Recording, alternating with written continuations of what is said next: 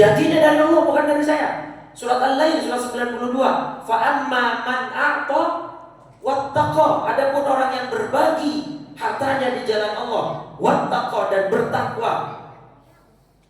Di ayat ke ininya, ke 7-nya, fasanuyassiruhu lil yusra. Kami mudahkan jalan dia menuju kebahagiaan. Kemudahan artinya itu adalah jalan ke surga yang mudah, Bapak Ibu. Jadi mudah-mudahan kita bisa meneladani Nabi ini, yang kita berbagi puasa, berbagi makanan. Sampai hadis itu sudah berulang-ulang kali kalau kajian duha setiap Sabtu saya di sini ke ibu-ibu saya tekankan. Hadisnya ibu udah pada hafal tuh, sampai sering saya ulang-ulang soalnya. Apa kata Nabi dalam hadis Sahih Muslim? Idza tabakhta maraqatan fa'akthir ma'aha. Kalau Anda masak sayur, banyakin sayur, masak sayur, banyakin kuahnya. Ya, betul itu, hadisnya begitu. Wa ta'ahad jiranaka, dan berbagilah kepada tetanggamu. Apa yang dibagi? Kalau ngikutin redaksi hadis kuah, Pak, betul. Tapi mungkin gak orang yang waras makan hadis itu mentah-mentah. Beneran cuma kuah gitu ngasih tetangga. Begitu kuahnya kalau sayur bayam lagi. Jadi itu air bening banget. Assalamualaikum Pak, ini istri saya masak kuah, masak sayur, kuahnya kebanyakan. Kata tetangganya, itu sayur kuah sayur, saya kira bobokan. Orang bening. Kan gak begitu maksud Nabi, Pak. Nabi itu memberikan kiasan, seolah Nabi ingin berkata, gak ada alasan untuk Anda tidak berbagi. Betul? Even you punya keadaan ekonomi kurang, kamu cuma bisa ngasih kuah, ya kuah itu kamu kasih. Jadi gak ada alasan untuk kita gak berbagi. Nah, bulan Ramadan inilah bulan berbagi, Pak. Santunan yatim di mana-mana, ya kan? Berbuka puasa takjil gratis di mana-mana. Nanti ditutup dengan zakat fitrah, zakat mal, dan seterusnya. Nah, maka harus kita tanamkan dalam hati kita bahwa kekikiran, ke sifat pelit ini akan membawa kesengsaraan. Lanjutan tadi surat Al-Lail apa? Fa amma man bakhila wastaghna wa kadzdzaba bil husna fasanuyassiruhu lil usra. Kalau orang yang pelit dan mendustakan janji kebenaran dari Allah, kami mudahkan dia masuk ke dalam kesengsaraan yang maknanya adalah neraka.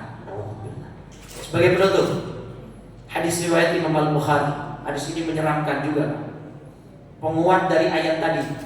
Wa man bakhila wastaghna fakadzdzaba bil husna fasanuyassiruhu lil usra. Kami mudahkan dia jalan menuju kesengsaraan yang maksud neraka kalau orang pelit. Nah, ini sejalan dengan hadis Nabi riwayat Imam Al-Bukhari. Jadi ma min yaumin yusbihul ibadu fihi illa yanzilani malakan. Tidaklah suatu pagi dilewati oleh seorang hamba melainkan pasti di pagi itu dua malaikat turun. Ini setiap hari, Pak. Bu, setiap hari dua malaikat turun setiap pagi. Ngapain? Dua-duanya doa. Apa malaikat yang pertama doanya? Allahumma a'ti munfiqan khalafa. Ya Allah, kalau ada hari ini dari hambamu yang berbagi, beri dia ganti yang berlipat. Sesuai dengan firman Allah surat Sabah surat 34 ayat 39, di pertengahan Allah bilang, wa ma anfaqtum min syai'in fahuwa yukhlifu. Apapun yang Anda keluarkan dari infak harta Anda, Allah pasti akan menggantinya. Nah, itu doa yang pertama malaikat. Tiap pagi itu, Pak, tiap pagi. Nah, dari hadis inilah kemudian muncul tren sedekah subuh.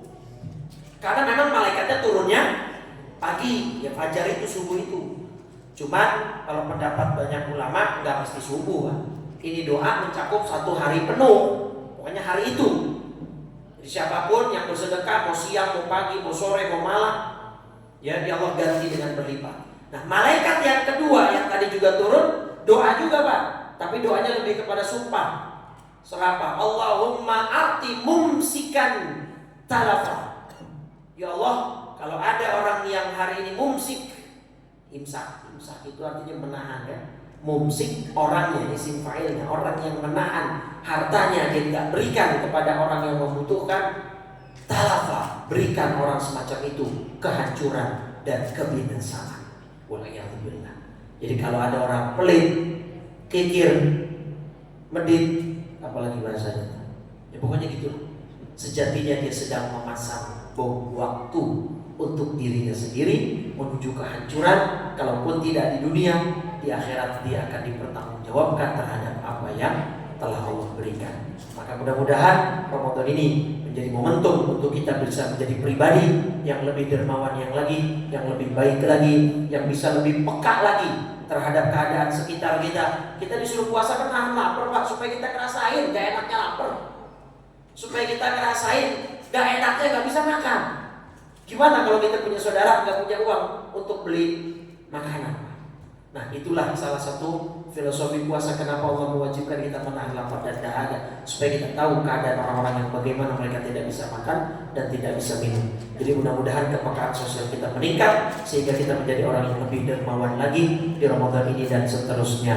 Amin ya rabbal alamin. Ini yang bisa saya sampaikan. Terima kasih. Mudah-mudahan Allah terima seluruh amal ibadah kita, Allah berikan keberkahan di dalam rezeki kita, dan Allah berikan kita kekuatan iman dan Islam untuk kita bisa berbagi dalam setiap apa yang Allah titipkan kepada kita. Amin ya rabbal alamin. Sekian dari saya, kurang lebihnya mohon maaf. Mudah-mudahan bermanfaat untuk saya pribadi dan kita semua pada umumnya. Wassalamualaikum warahmatullahi wabarakatuh.